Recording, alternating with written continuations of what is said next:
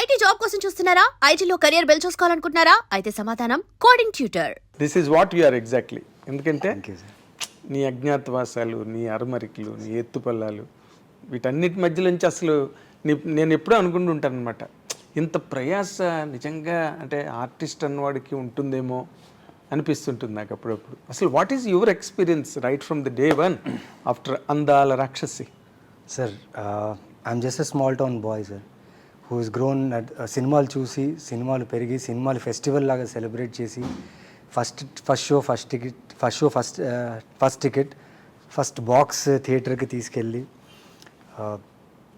పొట్టేళ్ళు కోసేటప్పుడు పాలాభిషేకాలు అన్నీ చూసి చిన్నప్పటి నుంచి అక్కడ పెరిగిన వాతావరణం సార్ బళ్ళారి. ఓకే, అక్కడి నుంచి నా కంప్లీట్ సినిమా వాతావరణం. అండ్ ప్రత్యేకంగా అంటే సార్, నాకు నా దైవం మా అమ్మగారు. సినిమా అంటే పిచ్చి. ఓకే, సినిమా అంటే అన్ని సినిమాలు, అంటే ఈ particular hero she's fan of senior NTR garu. అయితే నేను మదర్ టంగ్ సినిమా అనమాట. Mother tongue cinema sir. లేదు, ఆవిడ వల్ల అప్పుడు బ్లాక్ అండ్ వైట్ ఫిల్మ్స్ ఎక్కువ వచ్చేవి సార్ టెలివిజన్లో. అవును, చిత్రహారు ఎప్పుడో చిన్నప్పుడు. So she's to watch a lot. And నేను ఆవిడతో కూర్చొని చూసేవాడిని. ఎక్కడో like she wanted to become an actress అనుకుంటా, తెలీదు. She didn't tell me.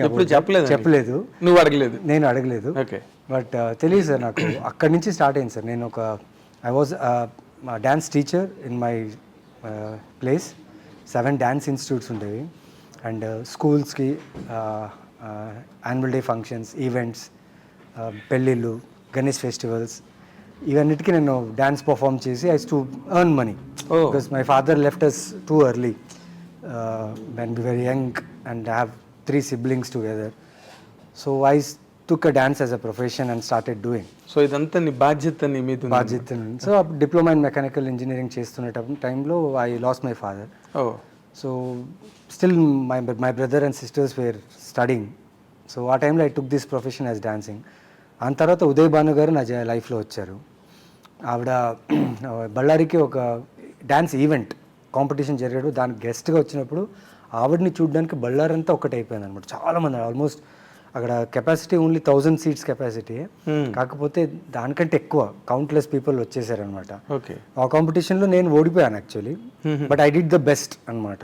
So she notice that. And అంత క్రౌడ్ ముందు నాకు ఈ అబ్బాయి పర్ఫార్మెన్స్ బాగా నచ్చింది అనేది she gave me a rose and said, why don't you come to Hyderabad, why don't you try to cinema industry. అక్కడ మైక్లో వచ్చిన మోటివేషనే ఈ రోజు ఇక్కడ దాకా వచ్చింది sir. So month of Madhu కాదు, మంత్ ఆఫ్ జీవన్.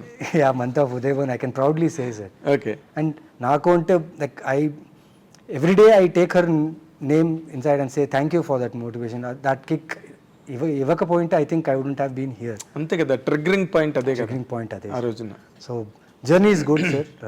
స్టార్ట్ చేసిన ఫిలిం నుంచి లైక్ యూ సెడ్ అజ్ఞాతవాసాలు చాలా జరిగాయి, బట్ అవన్నీ లెర్నింగ్ ప్రాసెస్గా ఉన్నాయి సార్. ప్రతి లాస్, ప్రతి లో I learned. And I'm so proud to say that నా కెరియర్ స్టార్ట్ అయింది తెలుగు ఇండస్ట్రీ నుంచి. ఎందుకంటే people around me with so good and so motivating. Okay yeah, success rate లేదు అట్ ద టైమ్. అందాల రాక్షసి తర్వాత ఐ వాజ్ లో. నాకు మంచి సినిమాలు రాలేదు, అవగాహన లేదు. I don't know about shooting, ఎలా షూట్ చేస్తారు, కెమెరా ఏంటి, లెన్స్ ఏంటి, ఏం తెలియదు సార్ నాకు. అందాల రాక్షసి వచ్చేటప్పటికి ఓకే ఇలా ఉంటుంది. Because Hanu Raghavapudi was like, ఆయన ఒక యూనివర్సిటీలా ఉండే. అండ్ హీ జస్ట్ యాక్టింగ్ తప్ప వేరే వర్క్ ఇవ్వలేదు. సో అందుకే అందాల రాక్షసి నాకు అంత నేర్చుకోవడానికి కుదరలేదు.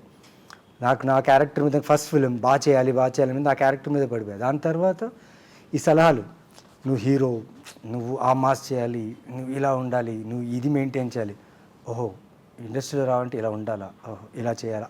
ఆ టైంలో సార్, వెన్ ఆ స్టార్టింగ్ టైం అందాల రాక్షసి టైం. సో తీసుకుని I wasted almost 3-4 years.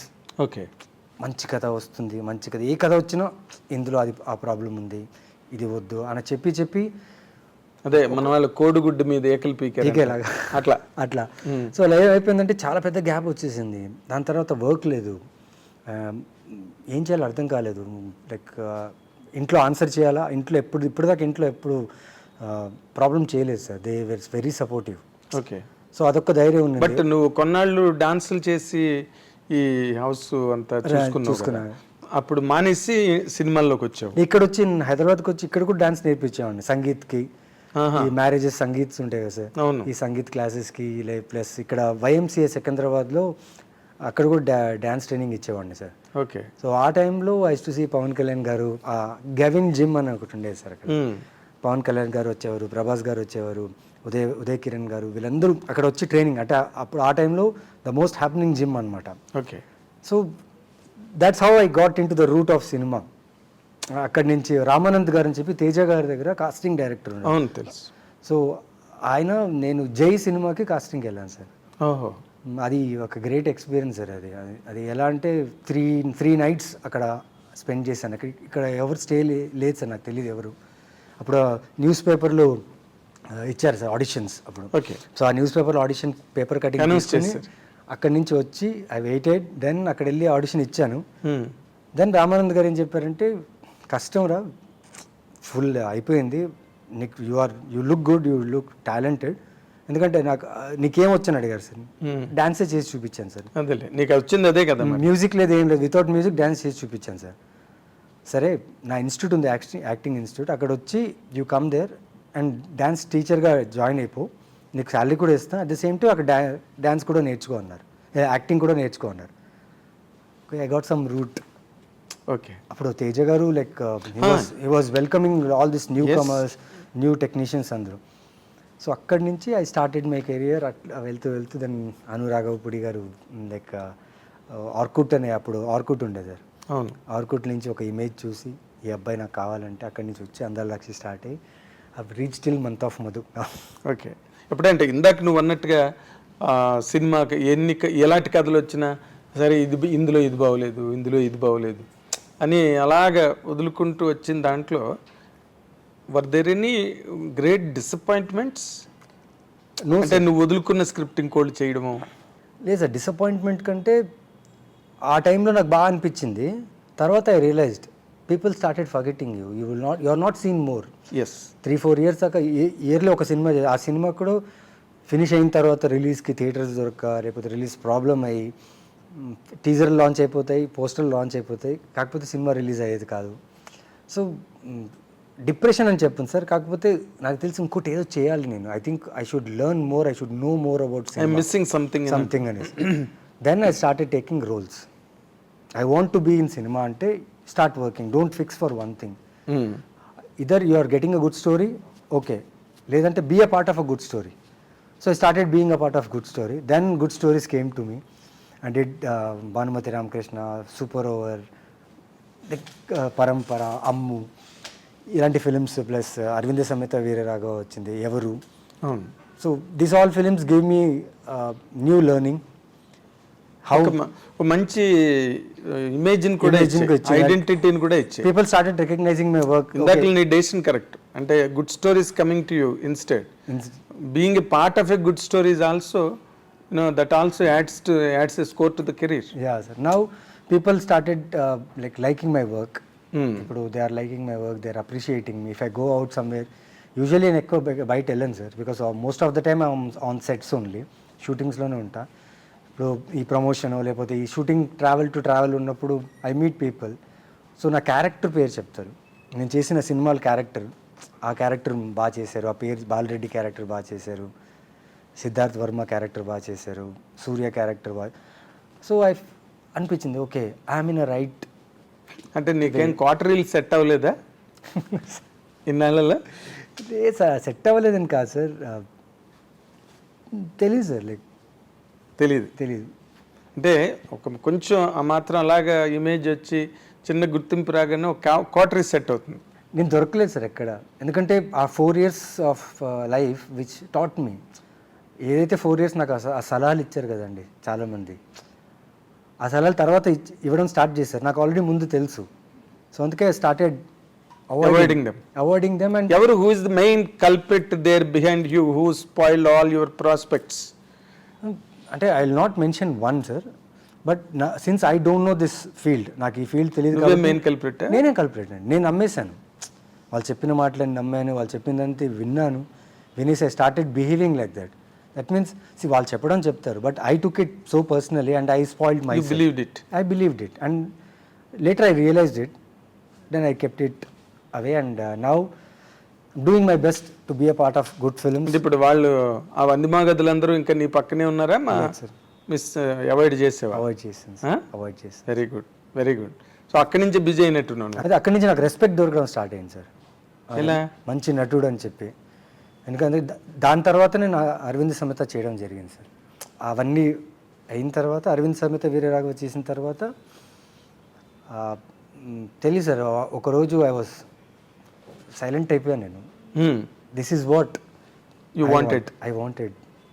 I want to be busy. I want to be a part of good films. You want to be in reckoning. Yeah, sir. So that is happening. So now I'm constrained to my work. I'll do And my work, continuing the work. continuing the work, sir. Okay. ఇప్పుడు మీ family అంతా హ్యాపీగానే ఉన్నారా? Yeah, sir. Happy. అంటే నీ బాధ్యతలు ఏమైనా పూర్తి చేసావా? ఇంకా స్టిల్ వెయింగ్? ఇంకా కాడి మోస్తున్నావా? బాధ్యతలు ఫినిష్ అయిపోతే సార్ ఇంకా ఎదగలేము సార్. బాధ్యతలు ఉండాలి సార్. ఓ, రెస్పాన్సిబిలిటీ ఉంటేనే beautiful statement, beautiful. we will go forward to achieve anything. Exactly. ఆ వెయిట్ ఉన్నప్పుడే లైఫ్కి ఒక సింక్ ఉంటుంది, అవును సార్. ఒక ఫ్రీక్వెన్సీ ఉంటుంది, యా సార్. అండ్ అది తేలిపోతుంది లైఫ్. అండ్ ముఖ్యంగా ఏంటంటే I could give one thing to my mother after my mother lost my father. I could give one thing to her is the respect in my town wherever she goes. If she tells Naveen Chandra's mother అంటే she could command that respect. She could, అది చాలు sir నా జీవితానికి. Oh, because recently I share you one experience sir. Shankar గారి cinema ఏది release అయినా మా బళ్ళారిలో మా మదర్ ఫస్ట్ తీసుకెళ్ళిపోతారు. ఇర్రెస్పెక్టివ్ ఆఫ్ అడల్టరీ సీన్సా లేకపోతే లవ్ సీన్సా, లవ్ ఫిలిం కాకుండా she has something for Shankar sir's film తీసుకెళ్ళిపోయేవారు. అండ్ నేను I use to like imagine wow great అని. రీసెంట్గా సార్ గేమ్ చేంజర్ సినిమా షూటింగ్కి నేను వెళ్ళినప్పుడు మా అమ్మగారు అడిగారు, ఏ శంకర్ గారిని చూడాలని. అమ్మ కష్టమ్మా, చాలా పెద్ద డైరెక్టర్స్, వాళ్ళకి చాలా పనులు ఉంటాయి. సో ఆ షూటింగ్ మధ్యలో మనం వెళ్ళి మాట్లాడడం, కొన్ని క్యారవాన్లు ఉన్నప్పుడు రిలాక్స్ ఉంటారు, మనం మాట్లాడడం కరెక్ట్ కాదమ్మా, సరే షూటింగ్ చూడ్డానికైనా వస్తాను అన్నారు. సో తీసుకెళ్ళాను సార్. ఎందుకో కో డైరెక్టర్ గారికి చెప్పాను, సార్ ఇలా మా అమ్మగారు వచ్చారు, శంకర్ గారిని ఒక్కసారి కలవాలనుకుంటున్నారంటే కో డైరెక్టర్ గారు వెళ్ళి చెప్పారు, ఇలా నవీన్ చంద్ర గారు అమ్మ వచ్చారు. He stopped everything. He came, spend time with my mother, he spoke to her. ఆ రోజు అనిపించింది సార్ నాకు, wow, this is the achievement I did in my life.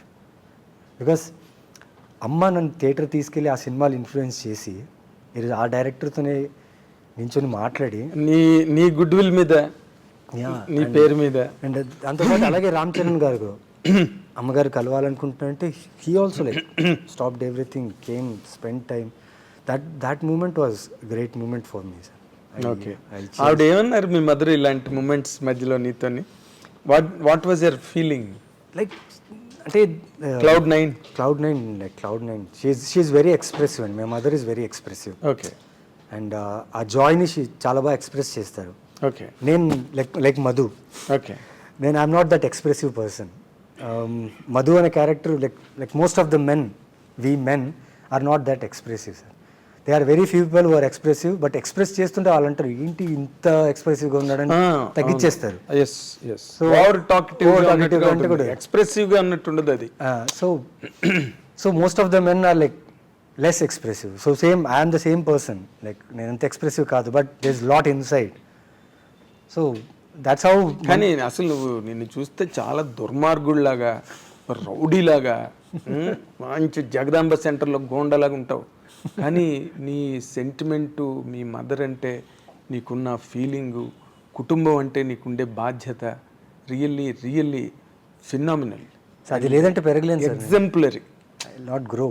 నేను ఇందాకలా అన్నవన్నీ కూడా నీ ఒరిజినాలిటీ కాదంటే నీకు ఆ గెటప్ వేస్తే ఎలా ఉంటావు అన్నదానికి చెప్పాను నేను. ఓ రౌడీ అని, రఫ్గా ఉంటావు. నీలాంటి పర్సనాలిటీ వెనకాతల ఇలాంటి ఇంత సెంటిమెంటల్ హార్ట్ ఉన్నది అంటే నాకే చాలా టచింగ్గా అనిపించింది, ఎందుకంటే the boys of the generation are bereft of all kinds of sentiments. వాళ్ళు ఎక్కడికి వెళ్తున్నారో, ఏం చేస్తున్నారో, ఎలా ఉంటున్నారో, ఎలా ఉండాలనుకుంటున్నారో కూడా తెలియని ఒక సంధి యుగంలో ఉంది సొసైటీ. అలాంటి దానిలో నువ్వు నిజంగా you're an example to follow. కుర్రాళ్ళందరూ చూసి నేర్చుకునే నవీన్ చంద్రన్ చూసి. అందుకే సార్ ఈ ఫిలిం మంత్ ఆఫ్ మధు కూడా which has more of human values, family emotion, అంటే జెండర్ ఈక్వాలిటీ ఉంది sir, at the same time gender value కూడా ఉంది sir. Okay. Yeah opposite gender, yeah దానికి రెస్పెక్ట్ ఇవ్వాలి sir. Human first, then you come as a gender. So Srikanth has incorporated lot of things between two individuals, how to choose choices of your life and how destiny reacts with you, behaves with you, and how you live with your family, with your closed ones, and what you are in the society. You take the society within you, or you ignore the society within you, or you live in between the society okay. as an escapist of being an alcoholism. Alcoholism తీసుకుంటే